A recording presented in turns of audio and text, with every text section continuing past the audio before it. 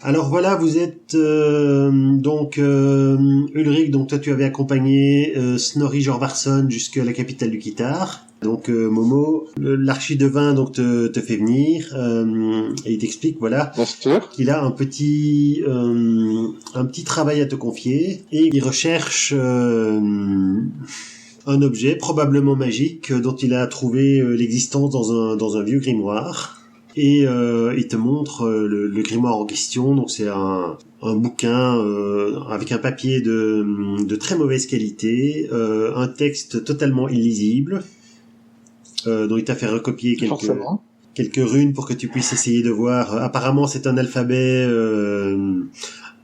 connu, donc c'est l'alphabet utilisé par les Bretons, mais la langue est tout à fait incompréhensible et des caractères qui veulent rien dire. Et l'objet en question, apparemment, c'est une sorte de dague très droite, avec sur la garde un symbole ésotérique qui est totalement inconnu.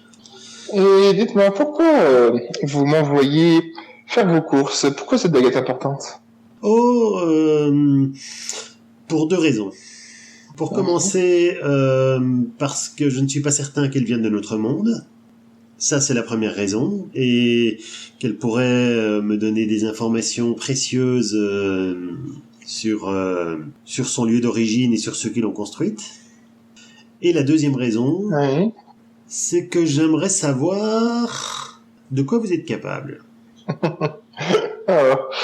Vous jouez un jeu dangereux, mais très bien, après tout, il paraît que je dois faire semblant être votre élève. Absolument. Et ma foi, si cette petite mission est trop complexe pour vous, il est possible que vous ayez présumé de vos forces en me mettant au défi. Ne vous inquiétez pas, vieux fou, je vous tuerai tôt ou tard. Bon. Vous essayerez. Et par où dois-je commencer? À vous de voir. Et en plus, vous cherchez des informations sur quelque chose de mystérieux. Je vois. Très bien, après tout.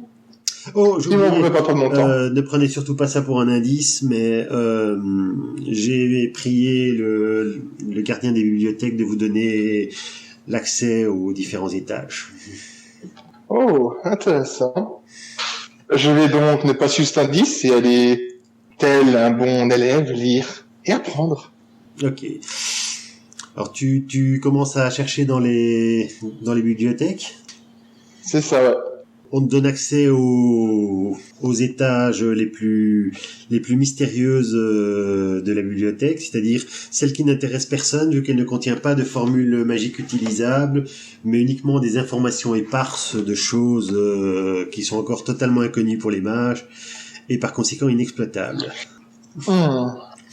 Alors tu fouilles un petit peu pendant quelques temps sans trouver, et puis alors tu te dis je vais chercher un truc sur les langues mystérieuses vu que c'est des caractères inconnus, et en cherchant de ce niveau-là tu arrives à trouver un bouquin dont certains passages sont écrits dans cette langue mystérieuse, et puis surtout en cherchant dans le bouquin tu trouves le même symbole que sur la dague.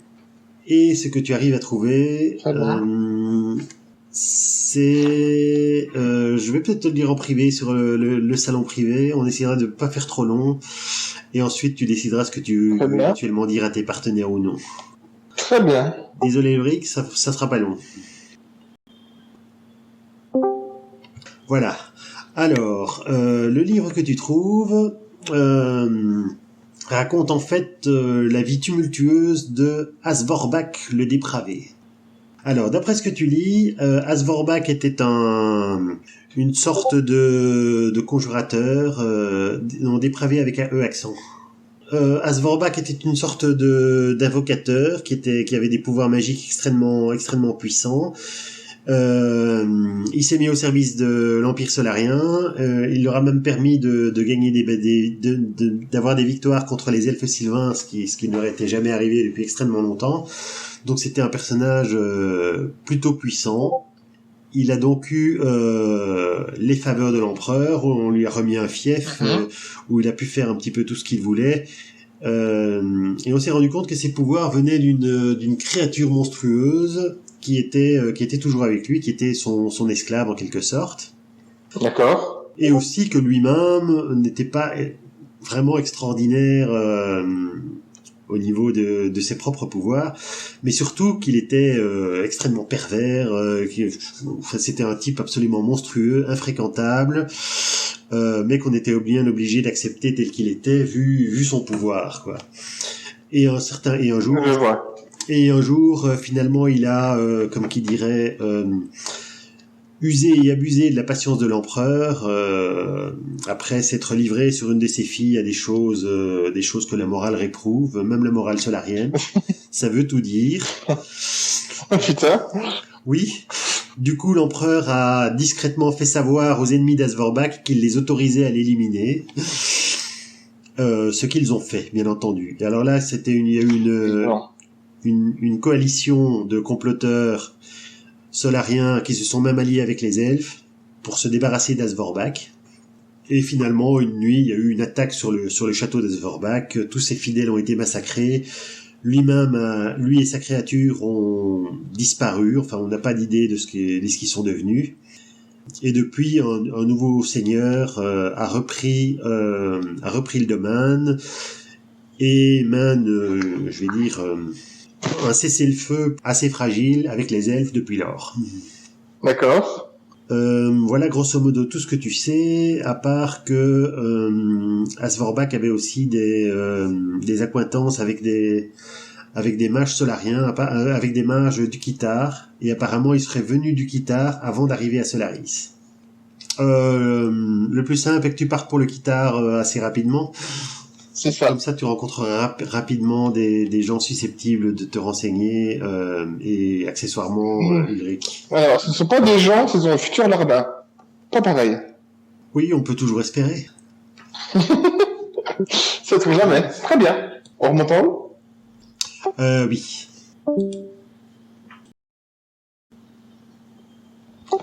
Et nous revoilà. Ok. On n'a pas été trop long? Oh, ben non. On a discuté en attendant. Ok, tant mieux. Tant mieux. Donc vous étiez Ulrich, donc toi tu étais arrivé dans la capitale du Kitar, vous partagez une des meilleures auberges du coin. Et en fait, ce que Snorri attend, en fait, c'est l'arrivée d'un de ses Confrère. non, pas vraiment confrère, plutôt un de ses admirateurs. Disons. Et il sait qu'en fait, il doit arriver peut-être... il a appris que son navire devrait accoster d'un jour à l'autre. Et après 2-3 jours, effectivement, vous voyez arriver sur le port du Kitar un navire viking, enfin un nordique, qui s'installe sur une petite plage à l'écart, et dont descendent quelques hommes, donc 2 ou 3 guerriers nordiques bien balèzes, et 1 ou 2 passagers pris qui ont sans doute payé leur passage. Parmi eux, Momo, tu vas pouvoir te décrire. Momo est quelqu'un qui marche de manière assez tranquille, paisible. Ils semblent pas être stressés ou avoir peur. Ils semblent juste prendre le temps qu'il faut, pas se stresser. Il marche assez droit, assez noblement. On reconnaît quand même qu'il a une certaine noblesse. Les habits qu'il a ne sont pas ceux d'un gueux, donc clairement on peut facilement comprendre sa lignée. Et il a toujours ce petit sourire au coin des lèvres, ni narquois, ni malfaisant, mais juste ce petit sourire. Il est toujours très souriant, on ne sait pas si c'est néfaste ou tout positif ce sourire, mais il semble jamais le perdre. Il semble assez curieux, il regarde un peu dans tous les côtés, les petits détails, il semble être très pointu sur les petits détails. Ok, est-ce qu'il y a des marques visibles de ta profession, de ton origine ethnique? Pas plus que ça, il ne le cache pas, mais il ne ment pas non plus, il reste quelqu'un assez neutre dans ses habits, dans son accoutrement, dans la façon d'être. Donc grosso modo, c'est les vêtements d'un breton de classe sociale relativement aisée. C'est ça.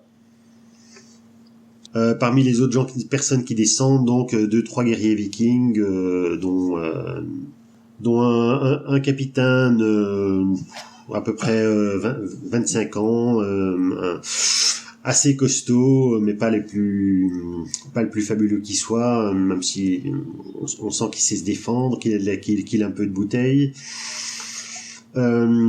son second, par exemple, c'est une abominable armoire à glace, un peu plus âgée même. Et il a aussi avec lui une guerrière rousse qui a l'air... qui a une sorte de petit air malicieux, on va dire.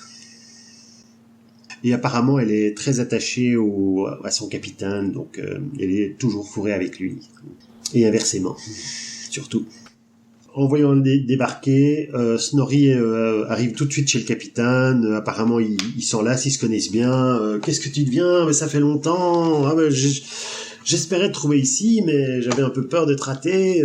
Fait l'autre. Donc voilà, ils se retrouvent, ils se connaissent bien. Ils ont l'air plutôt ravis de se connaître.